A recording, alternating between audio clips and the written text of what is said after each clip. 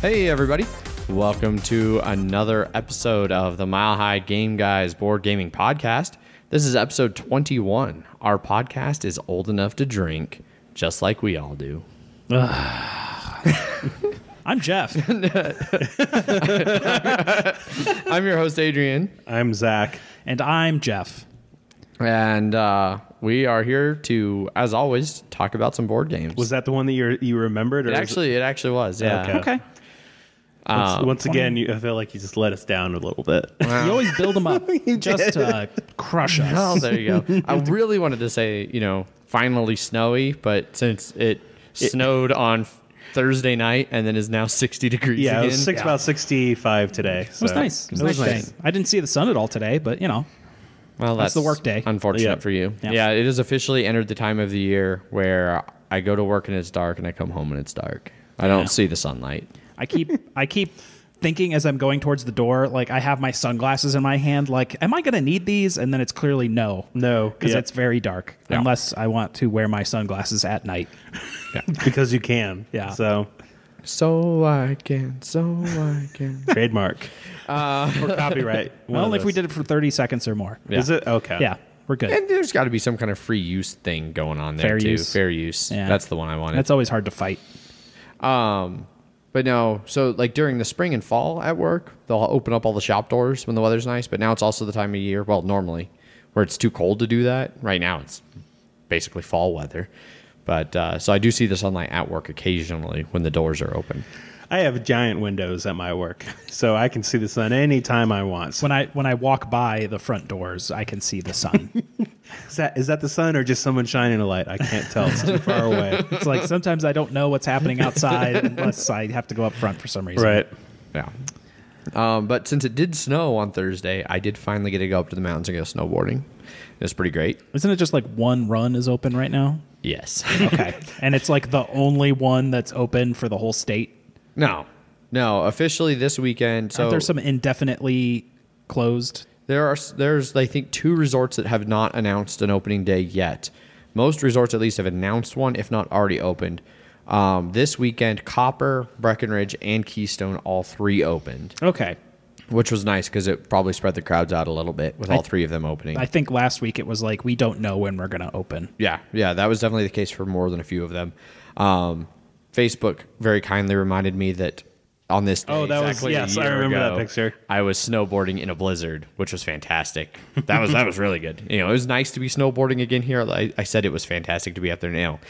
It was acceptable. Acceptable is the word you used. Yeah. Many times. It was nice being able to finally get out and get on my board and have some fun. It was nice getting to spend some time up at the condo, but it was far from ideal conditions by any stretch. You also sort of played a game at the condo. And yes, and then so my gaming actually goes up a little bit during the ski and snowboard season because the resorts close at like 3 or 4, and then we go back to the condo. I didn't realize they closed that early. Yeah, they close really early. As soon as the sun's up, people are fucking on the mountain. Yeah. Keystone has night skiing on weekends along one run, but depending on the weather conditions, it turns into an ice sheet real quick at night. Oh, that makes sense, yeah. And that's not fun to ride on. But so we head back to the condo at like 3, 4 o'clock, depending, and drink and play board games until midnight, 1 o'clock when we go to sleep, get up, snowboard, board games, repeat for the weekend. So yeah, I got to play some games. I played Race for the Galaxy with Megan, 2-player. We play that a lot. Played some Hanabi and some Bananagrams, just some light little messing around games. The 2 main games I got to play, though, that took some some time, rather, not really wait. We played a 3-hour game of Space Cadets. Wow. Because that game is supposed to take 30 to 45 minutes, and I've never had that happen. I've never seen it under 2 hours. Yeah. Unless you just lose really easily. I feel like if you played with the same group and you played it regularly, everybody could get to know what all the positions do and how to play, and then you could really get to use that timer correctly, and it could go quick. Gotcha.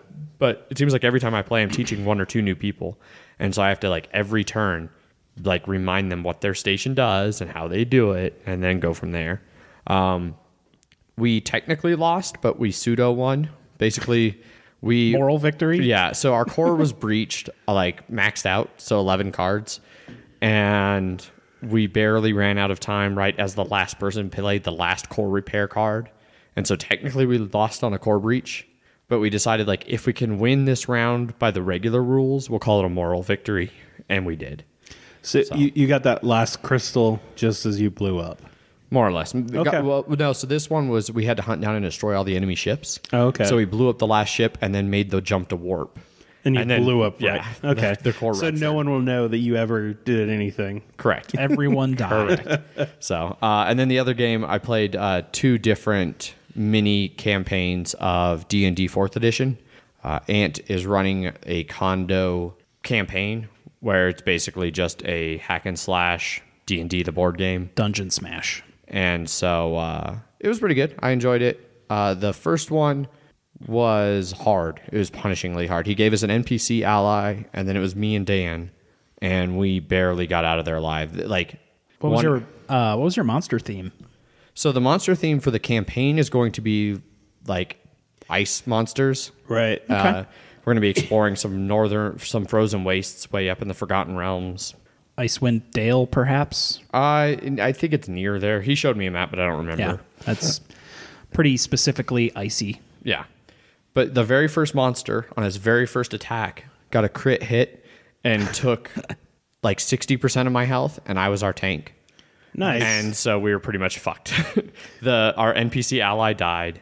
Dan and I barely got out of there alive. And then at the end of it, he was like, yeah, actually, I had drawn up another monster that was going to come in like midway through the fight. And I just left him off because you guys were getting housed. Wait, you had one fight and that was the entire thing? Yes. Yeah. Like that was that camp, that mission.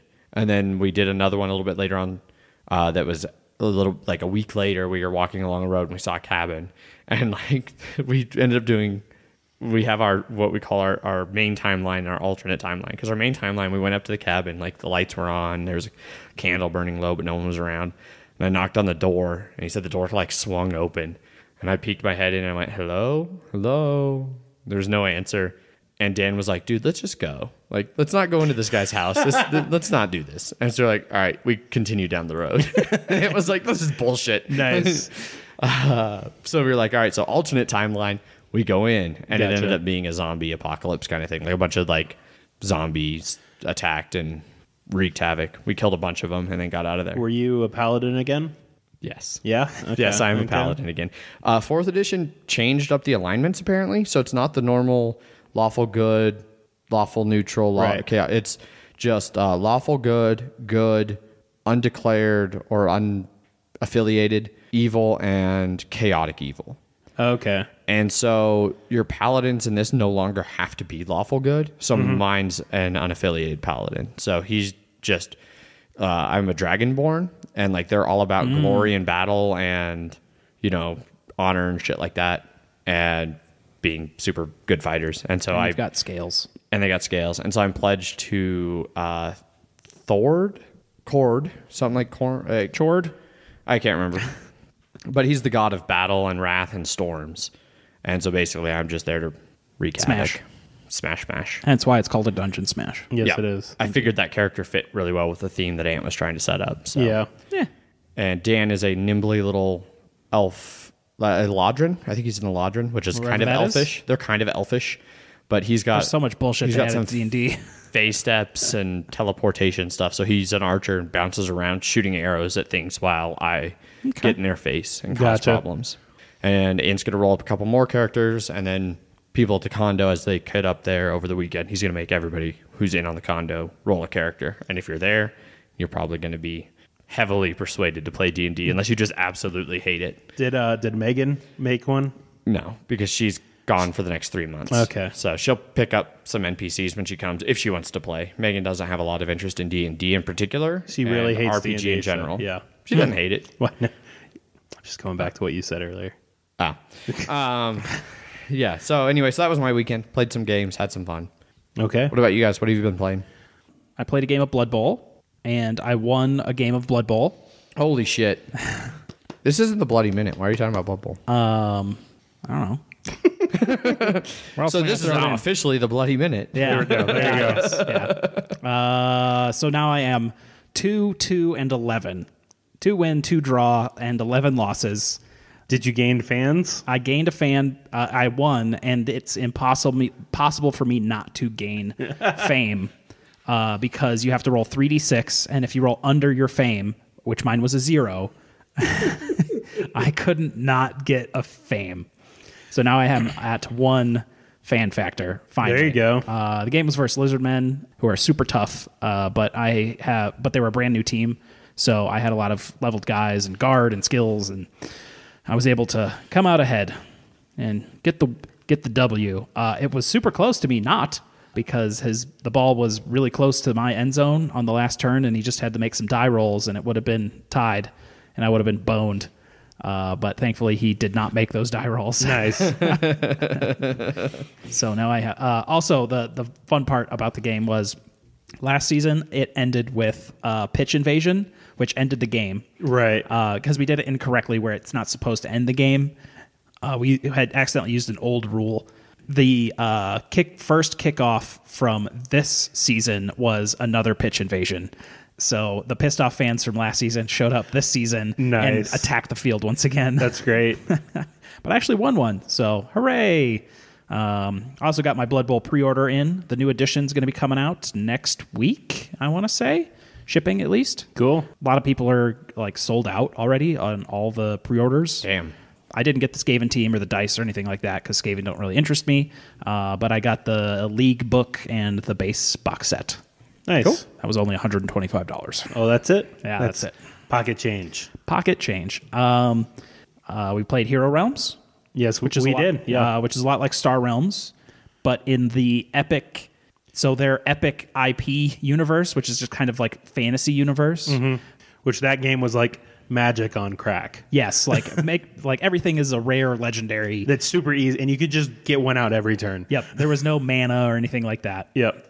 So it's in that same universe, but it plays exactly like Star Realms, and there's 4 different colors, and they get different advantages if you play with the same colors. We played with the base set. We did, yeah. And then my Kickstarter came with classes, which we discovered are new starter decks that you can use. If you've played any deck builder, instead of your regular gold, you'd get some bonus stuff like only the fighter could use or only a wizard could use, and that definitely... The game was pretty basic. Like, it's like, this is just like Star Realms. Except now you get like different starter sets, which is really cool. Yes. Oh, awesome. I enjoyed it. Yeah. I mean, I always liked Star Realms, and now this adds just... Yeah. This actually evolves it a little bit instead of just making it a fantasy setting. Yeah, when I played Star Realms and I really liked that, and then I played Cthulhu Realms and I'm like, this is fine, but the art style I didn't like, and it was a lot harder to figure out what the cards did. And so this not as clear. Yeah, it was not nearly as clear, and this one went back to the Star Realms, which you said is because it was so Star Realms and Cthulhu Realms had different publishers, or TMG. And then there's White Wizard Games. Okay. I want to say maybe a similar designer did Cthulhu Realms because they are pretty much the same game. Yes. But it's all the same people that did Star Realms did Hero Realms. Yes. And then some later Kickstarter stuff's going to come where you can actually run a campaign with the deck builder. Oh, that's cool. Yeah. I want to try that. I definitely want to play again with the characters because just looking through them, I'm like, oh, that sounds interesting. But each player needs to play with a character. Yes. Like, you can't play with a base set versus a hero. Oh, that makes because sense. The hero has major advantage with like extra abilities they can use, and their starter deck is just better. Yes, I agree. I can see that. Yeah. I think there'd be no reason for us not to use them for new people. They're super cool. Yeah. Played Innis. Yeah. Anus. We called it Anus, but it's Innis, I think. I'm pretty sure it's Innis. It's Celtic Kemet. It's more a version of it, sure. Yeah. Okay. I mean, it's made by Madagot, who made Kemet and Cyclades. Oh, okay. So, A lot shorter than I thought it was going to be, mostly because you pulled that fucking bullshit win like right at the end there. I did. You just had the right card to... So how you win is just basically, like you have it's an area control game, and it's either you have control of of 6 different enemy units, basically, or you're in 6 different provinces, or you are in a thing with 6 sanctuaries. But there's these things called deeds that you can get, which is basically a wild, so instead of 6 provinces, you only need to be in 5. And so I was able to be at 4 provinces, and then I got a deed, and then I passed 3 times. Because the turn only ends when everyone consecutively passes, so you can risk the turn ending, but delay your turn and just hope some people don't pass. And luckily, Paul, our friend, attacked one last thing, and I was just like, all right, this is going to be my turn to play, because he didn't have any cards to respond with me exploring and getting another thing. And then I remember they were just like, you know, I explored, and then on my next turn, I'm like, I'm going to grab the Pretender. And they're like, what?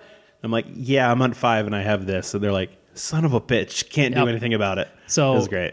Like multiple people can all have those objectives at the same time. If you are the first player and you're tied, you win.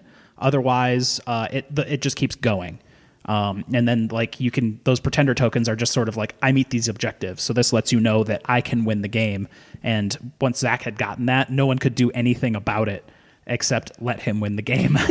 Oh, wow. Okay. We could have flipped the table, I guess. Yes. Like, no one wins. Yes. But it's a really pretty game. Yeah. Yeah, Art's I really good. saw it at game night on Wednesday at Grandma's house. Somebody was playing it there in the back, and it looked really good. Super quick. Like, it's definitely a game night game. It takes a bit of really? space. Yeah, it takes a little bit of space, but like 60 to 90 minutes at the most. Oh, so wow. Yeah, that's totally in game night range. Yeah, it's it took a little bit to learn. It was a little fiddly on certain rules. Yeah. But now that we've sort of learned it, it seems like it's like a round or two, and you kind of got the game. Yep. Don't expect to play that game without some fucking conflict, though. Like that's a game where you need to fight. Okay. Good to know. But I love that it has citadels where you can like, so you know, when one thing fights, everybody fights. But there's these citadels where you can just put a guy in there and he's protected. He's Whoever the aggressor is, it goes clockwise or counterclockwise depending on the turn and the flip of the coin. Yeah. Which is cool.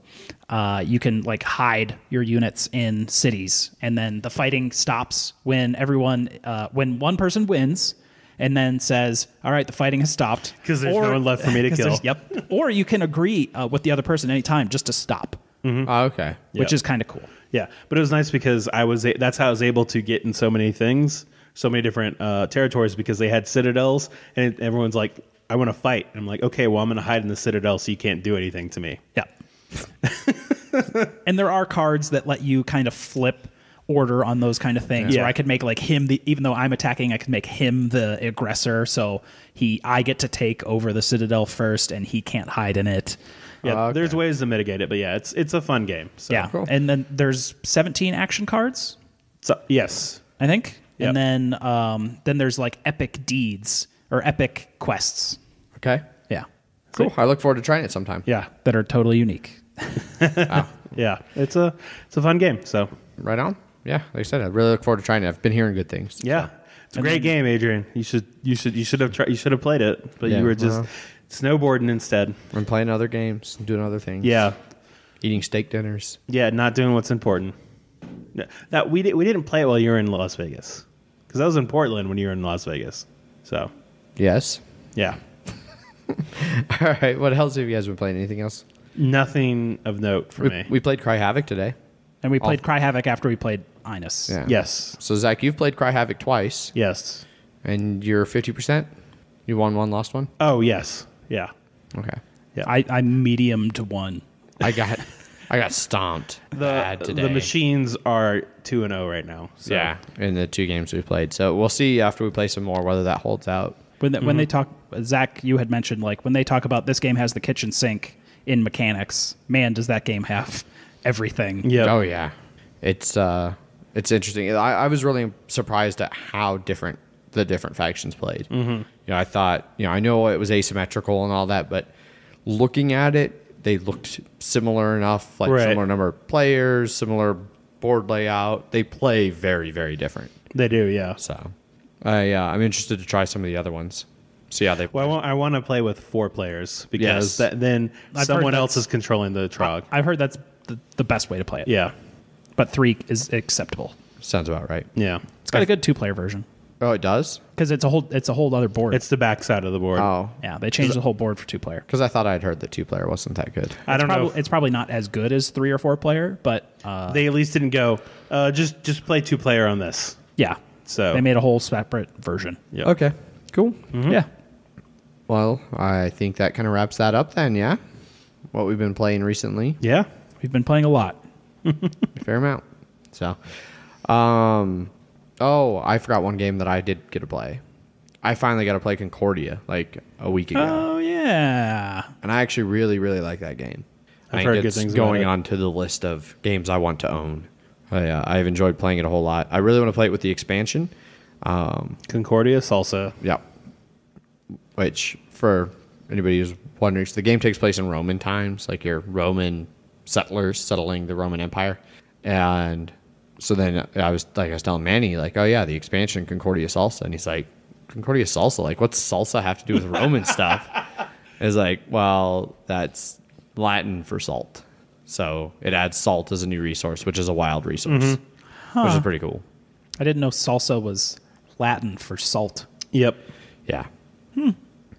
So I that's love why salsa. it's Concordia Salsa.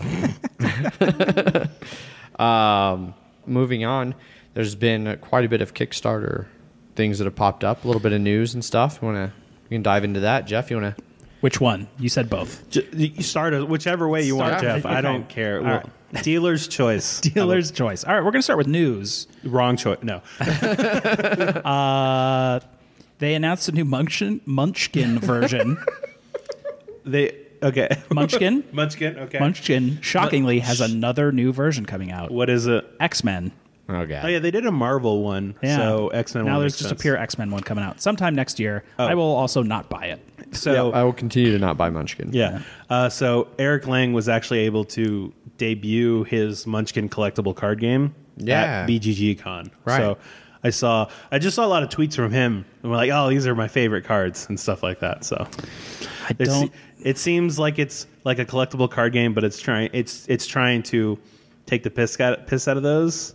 Like in some Okay. ways, it's not trying to be serious at all. Like one of the cards I saw was like you put it 3 feet above the air in the air and you drop it and whatever it lands on it does damage to. Magic's had cards like that before. Oh, it has it? Yeah. Okay. I know nothing about that. So There has been some kind of serious cards that have it, but there's also the unhinged, unglued, like funny, totally fucked up cards. Oh, okay. Where you would have to shred the card and then you could confetti it, and then anything the confetti of shredded card hit would be destroyed. oh wow. Yeah. Oh, But then jeez. that card is literally destroyed. Yes. So Yep. okay. It's their first legacy game. Yeah, I remember that from the ye oldie times. Okay. I mean, that's like a brilliant like marketing ploy for a collectible card game. Like, here, buy these cards and then tear them up and throw them at other cards. Yep. I would see people just like tear up lands, Okay. which you have a billion of. Gotcha. And, do it with that. There was also like cards that like two big cards that would go together. It would cost like 30 land, but it was like Oh my God. the BFG. It was the big fucking giant. It was like a 30-30 or something. Big 50-50. friendly giant? Yeah, but it was like two cards you'd have to put down at once. Like it was each half of the giant, Right. Which was super cool. Yay for gimmicks and games. I hope that they I'm were just sure like that's what you Munchkin win sounds with like. that card. Can yeah. someone just be like, I destroy that? Or was it Yeah, like absolutely. Yep, that's fucking magic. Yep, just destroy whatever because of bullshit. Well, I know some of them have like indestructible and shit like that. So I think it probably did. It had I think the whole bottom of the two halves of the card text was just every power in the whole fucking game. Jesus. that's hilarious. Yeah, so Munchkin, new version, shocker. right on. They announced an XCOM expansion pack. Yes, Nice. which I'm excited because XCOM's kind of fallen off my radar. Like, I own it and I really like XCOM. And when I say fallen off my radar, I don't get it to the table anymore. I haven't played it. I've only played that. I don't think I've played any of the other scenarios besides like that first, maybe a second one. So, XCOM doesn't. well, not it's like choices that you can like the thing in the beginning. It's like you want to do an infiltration. Oh yeah, Yeah. okay. Yeah, no, I've played through pretty much all of them. Do they handle more or less the same? More or less, yeah. The biggest difference is The monsters or the aliens you fight, right? yeah, exactly. And the tablet can't pause and stuff like that, right? Well, if you crank up the difficulty, then you okay. can't pause, I've only played a couple times. which is fun. That was the first game that came out that I was really aware of that had the tablet built in. And I know when I first heard that, I was like, no, this is bullshit. And I was like, of course it would happen on a game like XCOM, because XCOM is one of my favorite PC games. Absolutely. The old ass, incredibly hard one and the new remakes both, I think, are fantastic. UFO defense. But so I was excited, and then I was pissed because I heard about the app, and then I went, all right, well, I'll bite the bullet anyway. And I did, and it was totally worth it. And It's not a new game. no, it's a couple of years old 2 now, years, I think. at least. Yeah. I think Eric Lang had parts in that too. Really? Does he literally make everything now? More or He less, might. yeah. Okay. Anything that's like sort of Ameritrashy, Yeah. I think he has his fingers in. Sounds reasonable. Yeah. I'm looking forward to it. So Adrian can buy it, and then we can play it. Yep. Yeah. iDoc Overlord is getting a reprint That's- and an expansion pack. That I I'm remember also us very talking about excited that like 2 weeks ago, and I was like, we should talk about this, and then I forgot. I'm glad that you remembered that. I have. It's almost like I have a note list It's of all the almost news. like you do. Yeah. How long has it been since that's been printed? Your copy seems old. Well, it's old and very much used. It Yeah. is fallen. Like I still need to tape it. But Bespoke. yeah, I might end up just buying the new edition in addition to the expansion too. So, in which case, I can just rip those cards up and just throw them on other cards and destroy those cards. You can use that for your confetti supply. Yes, and I'll just do it. I'll just do it in a random game like Netrunner, and they'll be like, "What the fuck are you doing?" Doing. But yeah, that one, I definitely love that game. What is the expansion adding again? I know it adds. I think it's just more cards. So I think it's more cards, but it also Duh.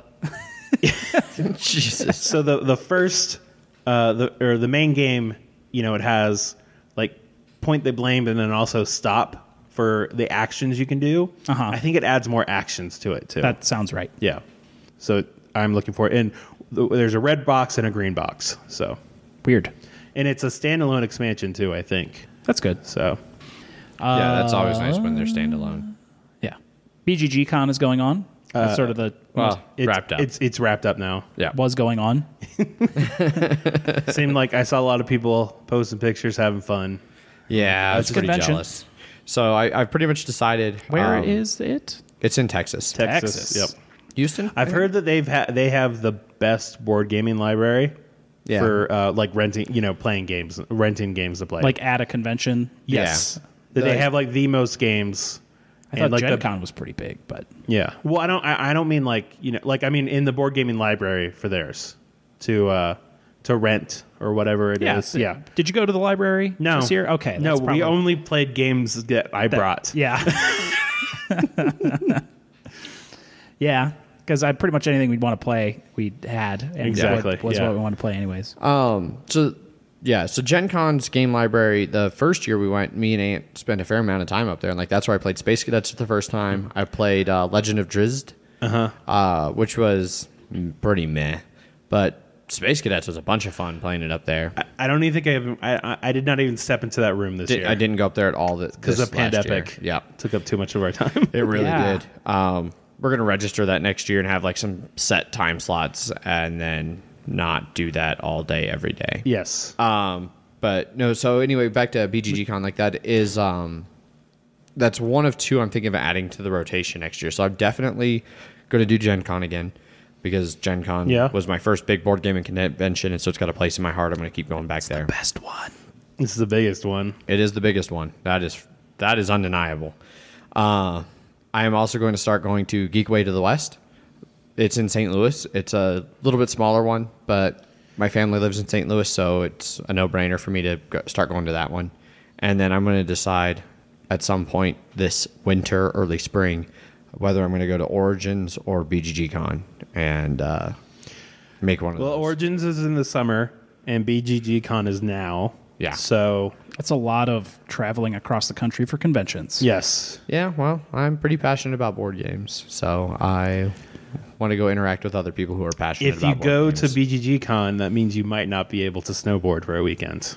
Are you willing to make that sacrifice? I would have absolutely rather been at BGGcon this weekend than the snowboarding I got to do. That's Okay. But what if the weekend you miss is like that Blizzard one? Well, that'll be unfortunate, but I'll still have a lot of fun playing board games. And you'll just be sitting in the hot, hot heat of Texas. Yep. Oh, fuck Texas. No. So I don't know. I feel free to chime in, listeners, if you have a preference of one or the other, if you've attended them. We should try and go to Conclave. Yes. I mean, local ones are a whole nother Easy. ball Well, of wax, I think but it's either that or Genghis Khan is the biggest of the local ones. I want to do both. Yeah, when I went to Conclave, there was definitely stuff to do at least, which was nice. Awesome. Yeah. That's about it for regular news. Other news, sales are happening. We're starting to get into Black Friday some Black stuff. Friday board game sales. Last year, I got some of the hottest deals. This week, like I got Sheriff for like $19 or something crazy. Right on. Nice. Fantasy Flight has some insane is a good thing for it, especially after Asmodee was all up in arms about like, this is a luxury price. We're not going to put our stuff on sale. And then I bought 15 expansions for Conquest for $3. Well, that's probably because they're like, oh, this is ending. We don't give a shit about this anymore. Yeah, they're like, fuck you, Games Workshop. We're selling this shit under cost. Shipping was kind of a nightmare, but got Eclipse for $50. Nice. And then I paid. Oh shit! I needed to look into that ship pack one. It's still there. Probably, yeah. Yeah. So looking forward to sales. I got my Chariot race, which was really fast. That was like, Yeah, they're just looking for distribution. It ended, and like a week later, it was mine. That's amazing. Yeah. I literally, they're like, we want to send this to people, but we don't have money. Give us money and we can send it to you. Yeah. So maybe I'll play that soon. Yeah, we can do that on Wednesday. Yeah. Kickstarters. Mythic Battles Pantheon is still a thing. Yes. It's still a miniature game, so I still can't buy it. So this is by the guys that did Conan, which made a shitload of money last year. And is pretty popular. Yeah. So this one isn't going to make as much money as that one. Yeah. Mainly Because it's not Conan. exactly. No. This one is, it's just Greek, ancient Greek stuff. But the minis look awesome. And Yeah, so some of these are just so amazing, and I just don't have room. And I've seen, like, apparently the creators are like really fluid with their updates, and like I've seen multiple times when I'm just browsing at work instead of working, I will see like they'll do live streams on the Kickstarter webpage of like the creators and stuff asking or answering questions and stuff. That's cool. It seems like they're really transparent. It seems like they're doing what you want creators to do. Yeah. And then, but obviously this has a shitload of Kickstarter exclusive stuff, so Adrian doesn't care. Yeah. It's over $100-ish, so it's hard. So I'm in a hard pass. Yeah. But like, I don't know. I'm a huge fan of ancient Greek stuff. Yeah. And some of these minis are just like, oh, that looks awesome. Like the Atlas one's like this big or something. It starts hitting that like price point to like play. Like I'm not gonna play it enough to pay that much for it. Also, it doesn't come out until like it won't. It's like ship 18, until 18 months from now. It says December 2017, so I'm expecting March, somewhere around there. So giving them a $100 interest-free loan. Yeah, but you get a bunch of Kickstarter exclusive stuff for it.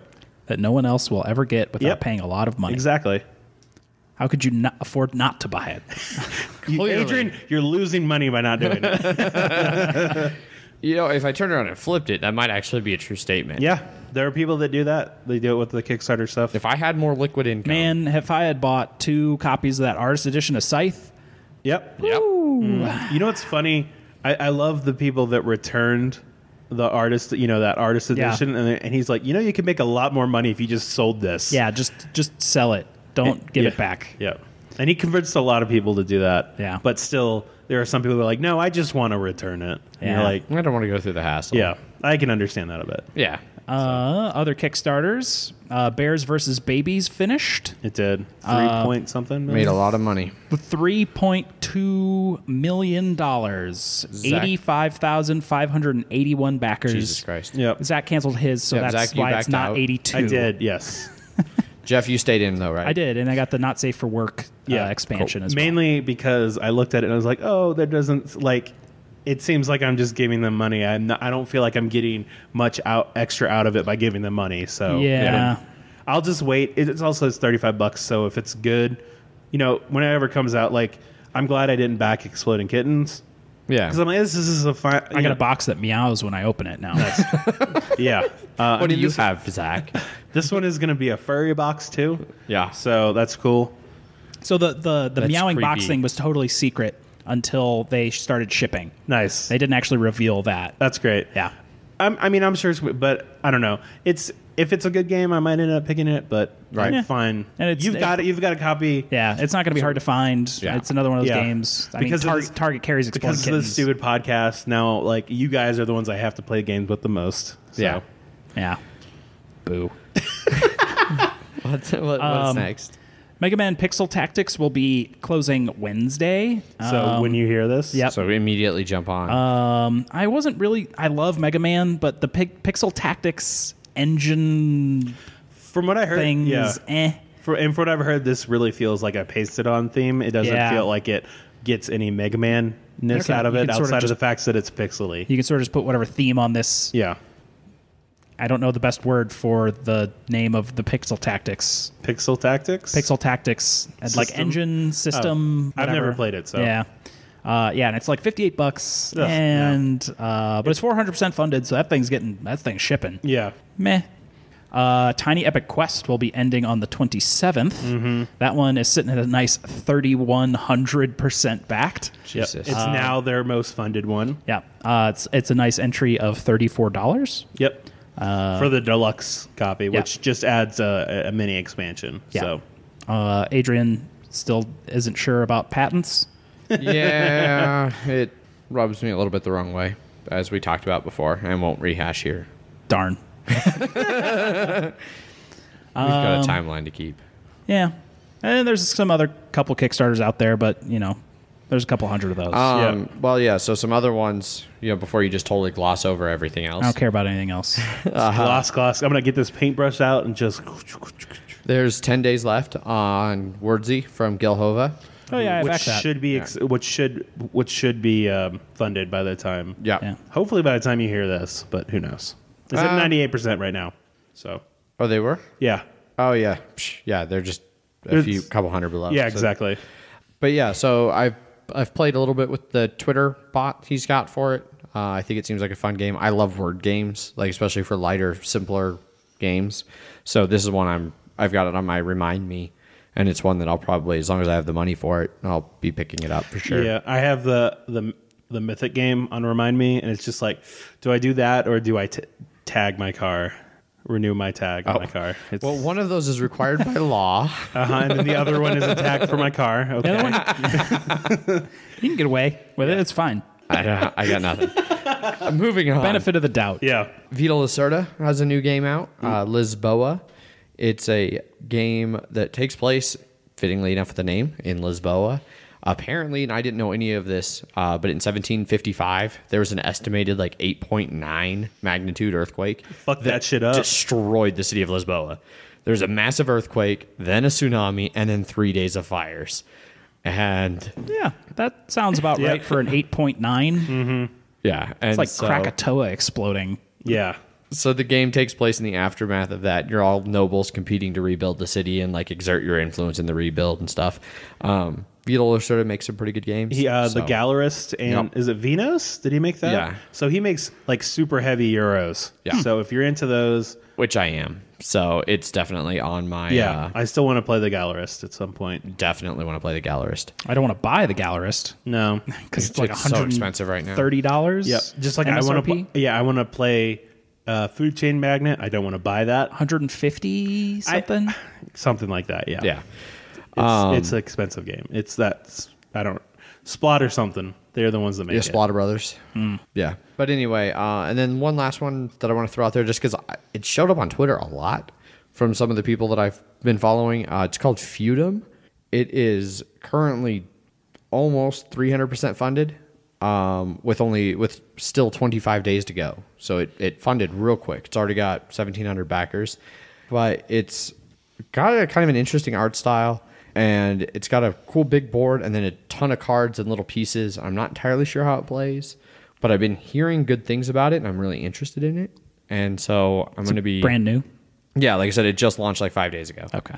And so I'm going to be watching a bunch of videos on this, but I keep hearing good things. One of the main things I heard that got me really interested in this was from Rado. And apparently Rado said that if he was to design a game, this is the game he would design.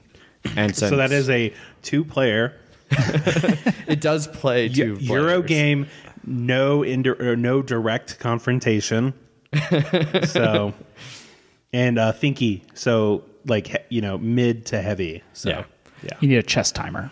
yeah. Mechanics include action programming, area influence, hand management, and a unique economic ecosystem. Okay. Plays 2 to 5.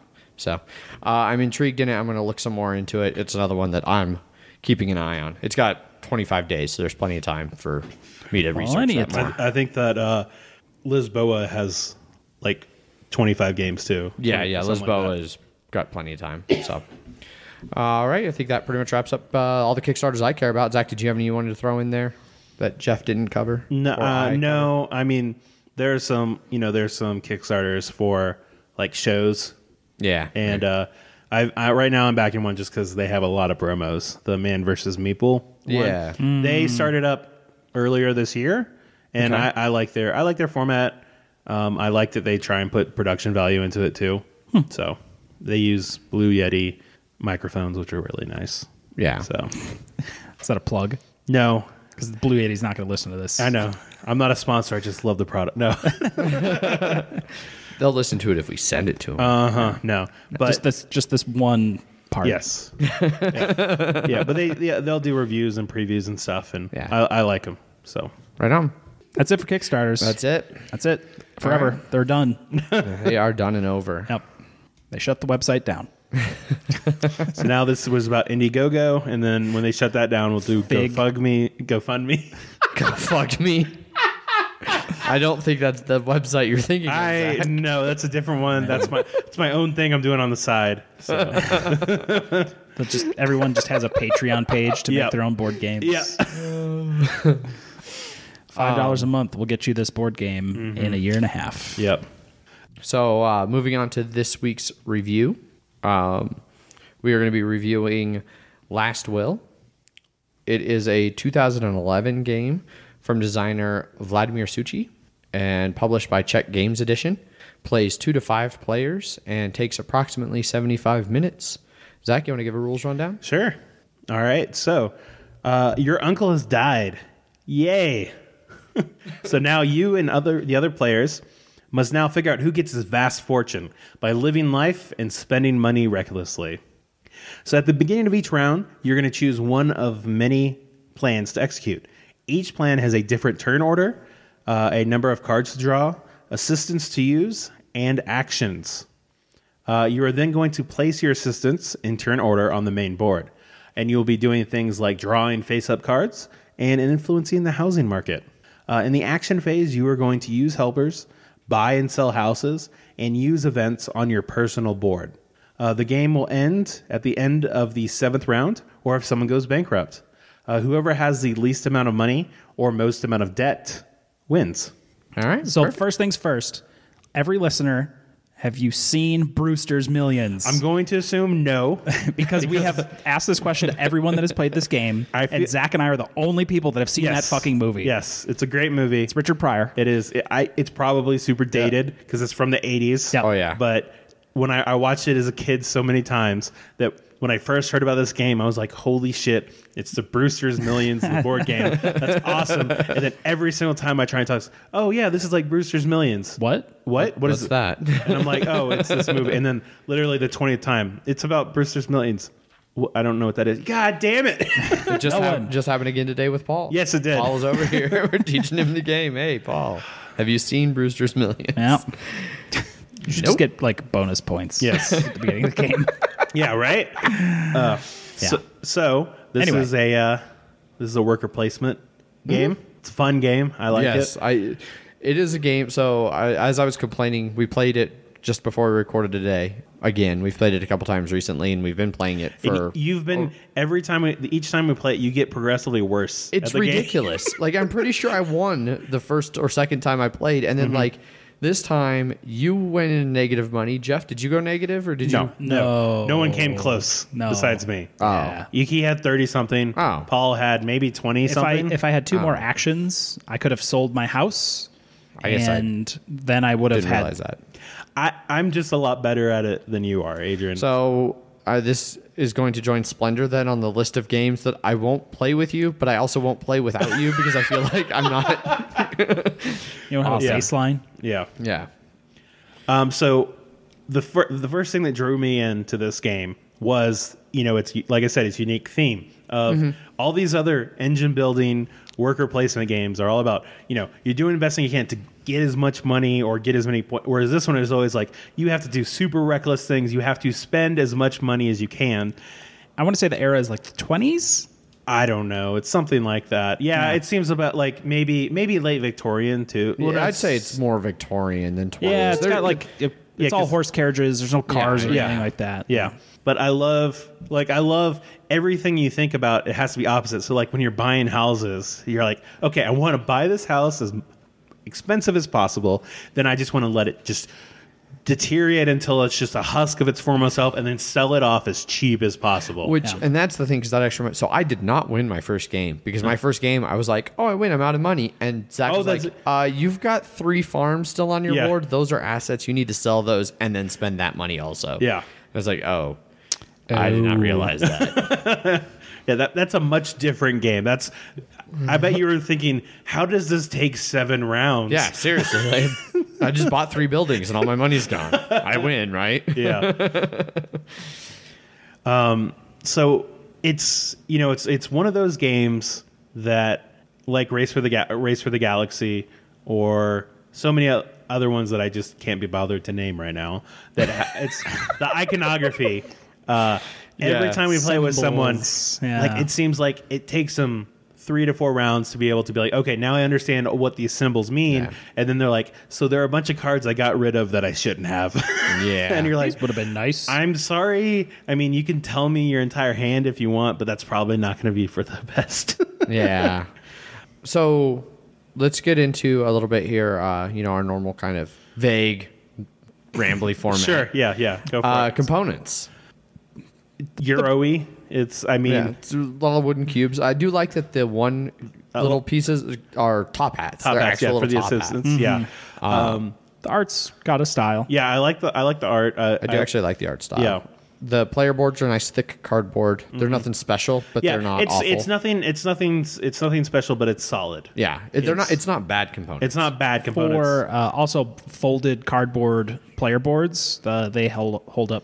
They do. Yeah, Yes. they've held up real well. Because we've played that game probably a dozen times. Yeah, at least, and I probably, haven't noticed any wear or tear. No, on it. yeah. The cards are nice. I love the artwork on the cards and all that stuff. Yeah.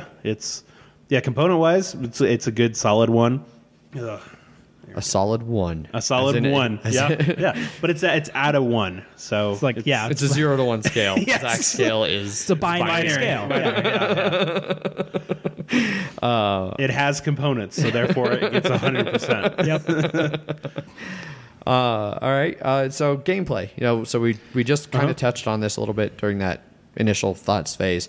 The iconography can be a little bit of a struggle.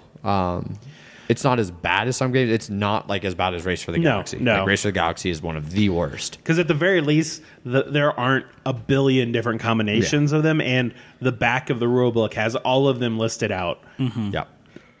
So you can usually suss it out. Yeah, you could just hand a new player the back of the rule book and be like, all right, if you have any questions over what your cards mean. Point, and Yes. we'll explain. Yes. Just knock 2 times. I like the way it plays out in kind of 3 phases. Yes, because there's the 3 phases. There's the plan phase, the assistant phase, and then your action phase. Yeah. The- The plan phase is super short. That's just putting out your 1 token to determine how many assistants you get and then how many actions you get during the action Well, and phase. also how many cards and the how many turn cards you order. draw. And- So you're choosing one thing, but that's choosing 4 things, Yeah, basically. so there's a fair amount of depth just to that one decision. And then once you move on to that assistant phase, you have anywhere from 1 to 3 with the expansion, 1 to 2 with the base set. Yep. That you're still trying to suss out where they go, and there's plenty of options. You got a bunch of cards you can pick, and then some other actions. The playing with the housing market is like a really interesting. It is, because it can go anywhere from -3 to +3, but you can also choose it and then just be like, I'm fine where it is. I just don't want anybody to mess it up. Yeah. You don't have to move it, which is great. Yeah. One thing I like too is like with the it seems like this game scales well enough with like between I haven't played it 2-player, but I've done 3 to 5, and I like how it's like Agricola or those other ones where it's just like, oh, you have 5, then you want to use these things, so it still remains competitive. Yeah, it doesn't get too tight or cramped at 5. Yes. But it's not too loose at lower numbers like 3 or like I said, I haven't played it at 2 either, so I don't know how it plays as a 2-player game. But I feel like there's definitely plenty of good depth in the assistant phase, picking your actions, and then the actual action phase can be a little hit or miss depending on how well you're doing in the game, what cards you've got, and things like that. But even that's kind of a fun phase. And like if you can really start to change some things, you feel like you're doing a lot. Oh, yeah, definitely. And it's nice that you can just do them all at once. Yes. So, you know, if I'm first, I get to do all of my actions at once. So I can be like, okay, I do this, this, this, this, and this. So you don't have to be like, all right, I do, because some of these things don't cost actions to do. And it's not like, oh, I do my one action, you do yours. Yeah. And because some people can have 5 actions and some 1. So it's really nice just to be like, all right, you just do all yours. We'll make sure you're doing it right. And then I'll go. Well, and I think that's possible because this game has not much player interaction. Yes. There's some blocking. So it has first action 2 deny, phases. or action deny or space deny. What was it called? I don't. Whatever. Yeah. Well, there was action drafting. Well, it's action drafting, but it has denial, and then you can mess with the housing market. Yeah. Which can mess with some people, but there definitely is not that much. Yeah, and especially when you move to that action phase, there's no player interaction. Yeah, and so obviously it has a bit of a runaway leader in the sense. So one of the things about the game is when there are certain cards on the board and someone's first player, it's like, I need to be first in initiative because that card is amazing. And those cards are always extra action cards. Yes, the extra action cards, or there's been time, like I think I did it once just to, I went to second because there was an action card out already. And it was the one where I could do the farms. I could activate both farms. Without having to spend Without actions. having to spend an action. I was just like, I know I need that. Yeah. But I know first player is going to be taken because they want that action card. So I'm just going to choose second. It seems like the front half of that initiative board gets used the most. Yeah. And like whoever's picking last just gets to choose one of 5 because no one wants them because they want to be the first in initiative. Yeah, that's usually nice too, because if you're like, I don't care about being first as much, like I have a lot of actions I need to do. So obviously, you know, the ones in the beginning of the initiative track usually have 1 to 2 actions, where like the last ones will have 3 to 4. If you're like, I need to do 4 things, so I don't care. I'm just going to choose this one. Yeah. Whereas, say, you know, you're the last person to choose, and the first 3 are taken. You're like, oh, well, now it doesn't matter. I'm going to choose whichever one's the best. Yeah. Or if you're like, I need to go second, and there's like 3 spaces, you can be like, oh, I'm going to choose the best one in those 3 spaces. The higher the initiative, the less stuff you get to do. Yep. Typically. But the more first you get to be. Yep. That is correct. Yeah. But yeah, it's like obvious things. You could tell people were doing that because they're going to do that one thing. And then everything else is kind of like, what's the least worst option at this point? Pretty much, yeah. Yeah, no, I agree. Yeah, I think it overall it plays really smooth. You know, even with new players, like there could be a little bit of time where they're having to figure out what their cards actually mean. But once you start playing, like I feel like the turns go pretty quick. There's not a lot of AP that I see come up in this game compared to some other worker placement type games. Only when there's just bad options left. Pretty much, yeah. The worst worker placement I'll see is just at the very beginning, because you're like, do I want to risk, you know, getting something better, or do I really want to get that card? And then most of the time, it's all those really good options get taken up. Right. And so then you're just like, oh, I don't know, I can spend money or I can get this just in case. But yeah. Now, rulebook overall, I haven't really read through the rulebook. Like you taught me this game, and I'm trusting that you taught it to me correctly. Just enough for him to win. Maybe this is why I keep doing worse and worse. No, yeah, Adrian, you are only allowed to do 1 action a turn, no matter what that's saying. The most interaction I have with the rulebook nowadays is looking at the back of it to reference what a symbol means. But, you know, from owning it and teaching it a few times, Zach, how do you think the rulebook is? It's fine. I think I learned it from the rulebook. I don't know if I watched a video or anything beforehand, but it seems it's laid out well enough, and each of the actions in and of themselves don't seem too complicated. Yeah. They're really, like you said, the only thing you need to go back for is the symbols on the back. Yeah. And I think that, you know, I've played it enough with new players at the table. It seems like a pretty easy game to teach. Like I haven't taught it myself, but there's not enough there that's going to confuse somebody who's at least familiar with worker placement type games. The only ones I've seen people have problems with are when you're putting cards down that they realize that costs an action, and the ones that have an extra action in order to do that, to put them down, it seems like that plus A can sometimes, because they're not paying attention to that, and so they're like, oh, because the player board has a little A on it. Yes, that when you put it down, that's an action. Yeah. And so it can. There are some things like but that's just part of the iconography that if you don't know what you're looking for, you're like, you can get a little confused. But I think just as long as you have someone there who has played before, it's easy enough to suss out. So, I think I would agree. Now, we played with the expansion for the first time earlier this week. Yes, and that's Getting Sacked. Yeah. And so that introduces a few new concepts. You get a job. You do, yep. Which gives you positive income, which is the exact opposite of what you want. Which when I first heard of the expansion, so first off, I'm going to say this expansion is actually pretty expensive. Like the game is $35 maybe. I feel like the expansion was $25. Okay. But so when I first heard of it, I was like, oh, you get a job. That's hilarious because this whole thing is about spending money. And apparently you have the most understanding boss possible. Because, you're like, oh, I just won't go to work. And they're like, no, we get it. Your uncle, he died. You take as much time as you need. You will have a job. We'll keep sending you money. You will always have a job here while you're in mourning. And then you're just like, oh, fuck. Yeah. And so, yeah, you have to do different actions to lose your job. Mm-hmm.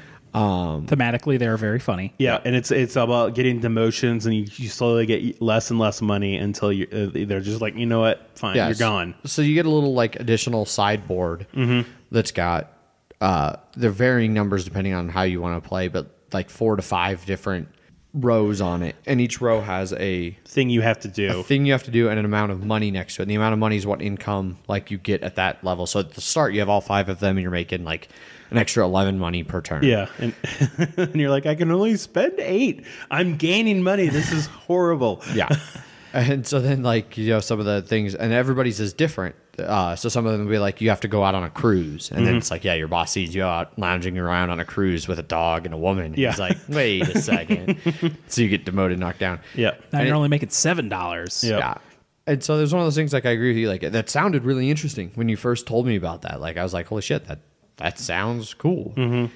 In practice, not so much. It added more stuff. Like, I still like the idea of getting money each turn, but it definitely was like, oh, I just have to make sure to buy a farm this round. I have to do one of these 4 things at least once this turn. And most of the time, it was really easy to do those things. So it was just like, okay, yeah, one of the things I was happening to do anyway was already on that list. Yeah. So the only time I noticed it getting a little bit tight was on mine, and some of this was just the order I did them in. I immediately realized, like, after my first one, like, oh, I should have saved that one towards the end because it's an easy one to get.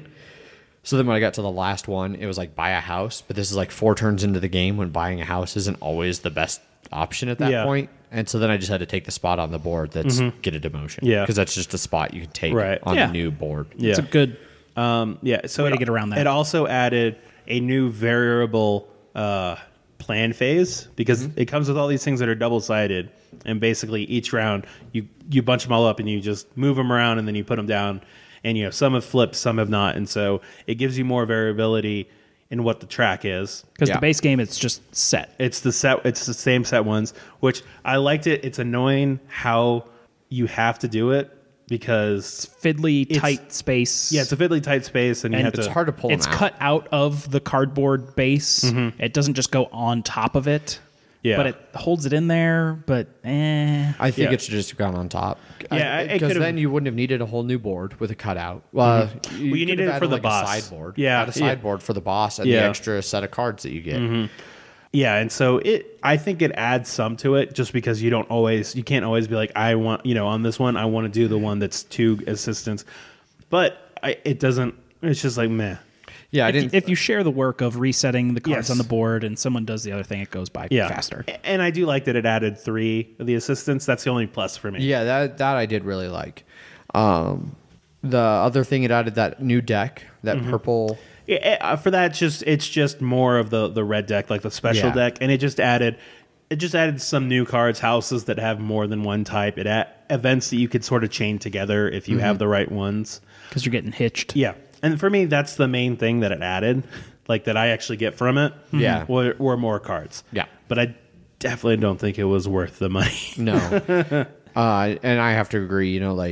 I didn't feel like this expansion added enough to make it worth the hassle for some of the stuff. I'm not going to take it out. I'll still play with the cards, and I'll still play with the variable things, but I probably won't play with the bosses or anything like that. And like because I have it, I'll play with it. But if I somehow never had it and then they gave me like $25, I'd be like, I'm just going to keep this money.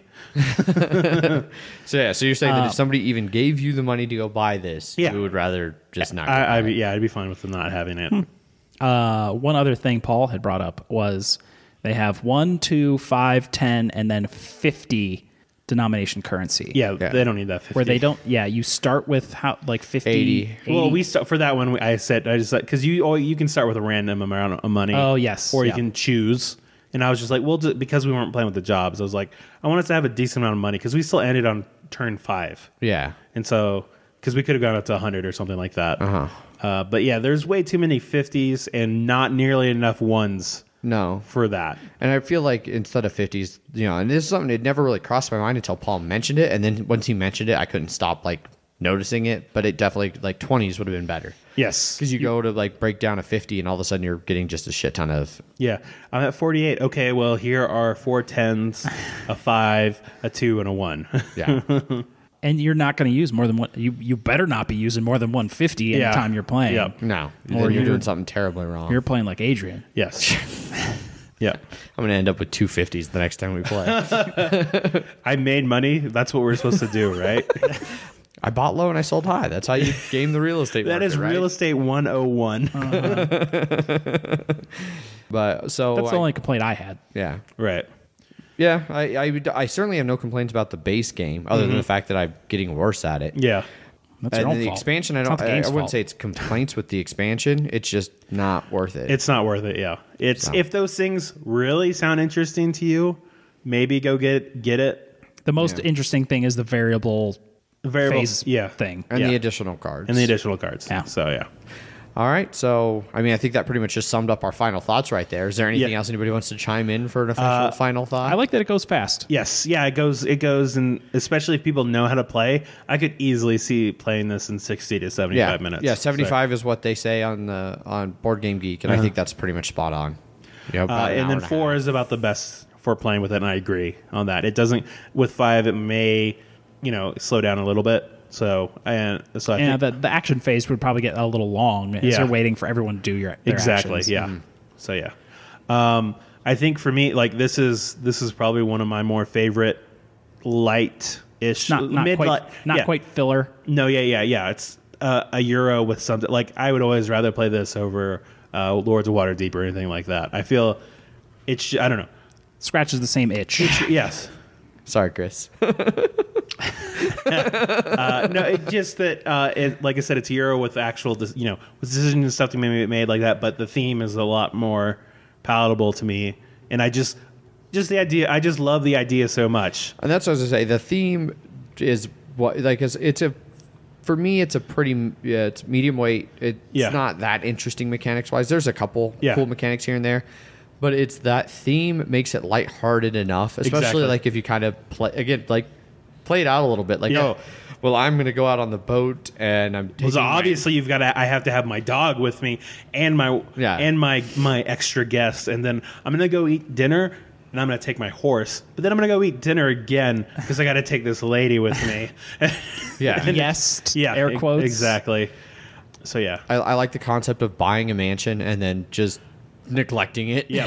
Turning around and I love that on a turn you can buy it super high, have a wild party, trash it, and then sell it for the cheap just on one turn. So some of the things like that kind of are byproducts of that theme and the way it interacts. Yeah, definitely it saves the game from just being a pretty mediocre worker placement. Exactly. Yeah.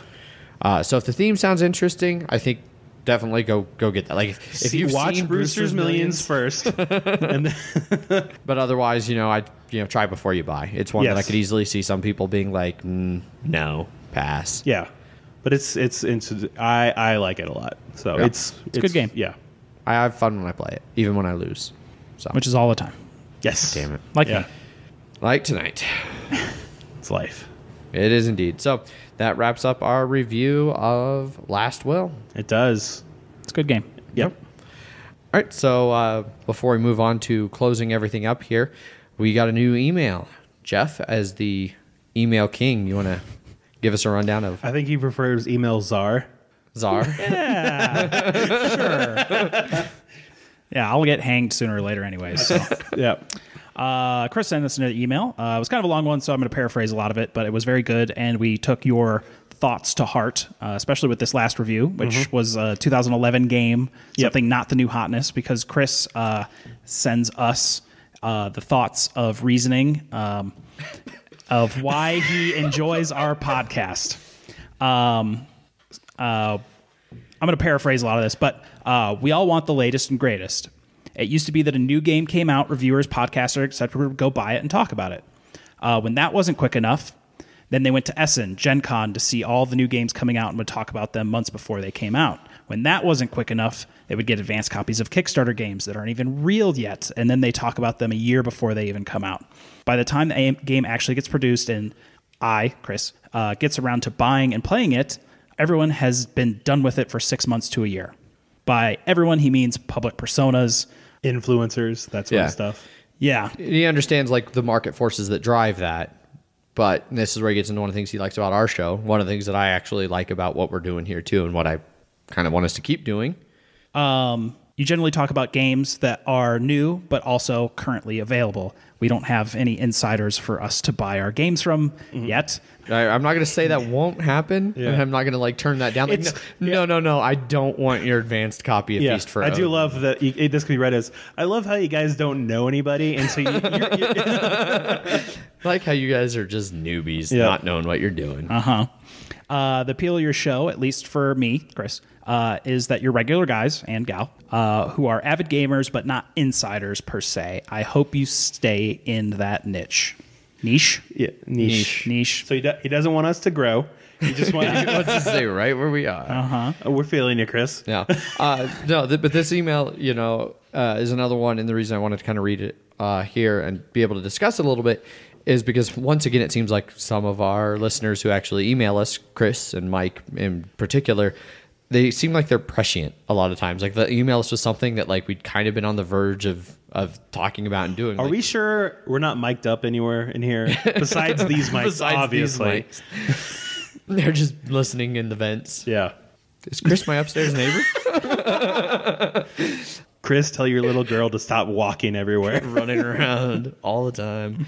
No, but so we've kind of been talking about this before, just because for us, we'll get a new game, and we try to play games several times before we review them. We don't just like get a game and open it up and like, oh, this looks cool, I'm just going to wing a review. Yes. We actually play the games that we talk about, and it can get difficult sometimes to get enough plays in. Well, especially with winter coming around for you. And then I was also there's been holidays and all kinds holidays of things coming up. And then game like we had this was the this is the end of the big gaming convention or convention season, and so there's all of these new games, and that's where we're just like, oh, we need to buy this and this and this and this. Yeah. And so we kind of decided that maybe when we get a new hotness, something that's pretty new and pretty popular, we could take 2 weeks to make sure we get enough plays in and get it to the table in a variety of different situations so we can give it a fair review. And then in that in-between week, we can go back and revisit something, because we've all been playing games for years now. So we've played a lot of games. And there's definitely some other games that we can discuss and cover. That are it's good totally games not because we're lazy or anything like that. Well, it's also what's available. Yes. We reviewed Terraforming Mars. Good luck finding a copy of Terraforming Mars that's out there. Yes. We love that game, and we're super happy we did it. But yeah, we're real glad we got our hands on a copy. I mean, I check pretty regularly when it's going to be available because I want one of my own. But there's reviewers out there that are doing Feast for Odin reviews and stuff like that. And we can't get our hands on it. Good luck trying to find that. And what do you really care about a review for a game that you're not going to be able to find for 2 months? Right, yeah. For at least for a reasonable price. Mm-hmm. Yeah, so that's something, thank you for the awesome email, Chris. That is something that we're going to try and make sure to keep in mind as we work forward. That even if we do start getting some advanced copies, still making sure that we're touching on things that are available now, that are releasing now. Like, this is available, You can get it. It's new. It's in, it's going to be something that when you take it out to game night, people are like, oh yeah, like I've heard about this game. I want to play this game. Yep. But it's not one where it's like you can't find it or you have to pay 300 times MSRP on Amazon. Well, it's like when we were getting ready to do this review, I was like, oh, let me go check Cool Stuff. Is there copies of it? Oh, there are. Is it in print? Is it Amazon? Are there reasonable prices on this? Yes, there is. Okay, good. Then I don't feel bad. So. Exactly. That's one thing we're not going to go back and cover some game that's Settlers old of and out of print.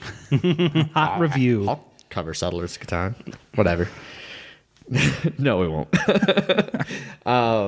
But yeah, we're not going to go back and cover something that's been out of print for 5 years and that you can't get your hands on and it's not going to be available. If we cover something that's unavailable, it's because it's like a new release that will be available in the future. Coming never. I don't know. We may talk about HeroScape at some point. No. Well, we'll talk about it. We're not going to review. Also, never Forbidden Stars. So I'll just mark that off our list now. Yeah, just cross it off.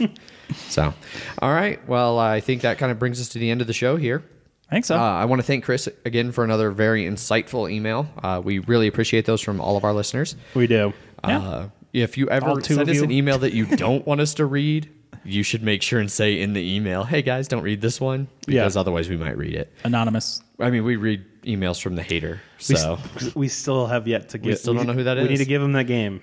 Or her. It's in a shrink on my shelf. That person needs to get that game.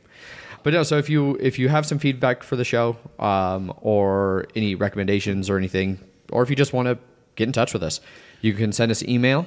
Our email address is emails@milehighgameguys.com. We're all very active on Twitter. Well, fairly active on Twitter. I tweet primarily under @MHGameGuys. I am Jeff_MHGG. I am Zach_MHGG. And we have our Instagram account @MileHighGameGuys. We are on Facebook, Mile High Game Guys. And we have our Mile High Game Guys Board Game Geek Guild. So feel free to get in touch with us through any of those different forums. And we'd love to hear from you. So, and on that note, I hope you've enjoyed the episode. And tune in next week for another episode of the Mile High Game Guys Board Gaming Podcast. We're going to be talking about Cry Havoc, right? Cry Havoc. So back to the new hotness. Yes. Yeah. I've been Adrian. I'm still Zach. I'm host Jeff. And we'll catch you later. Bye. Bye.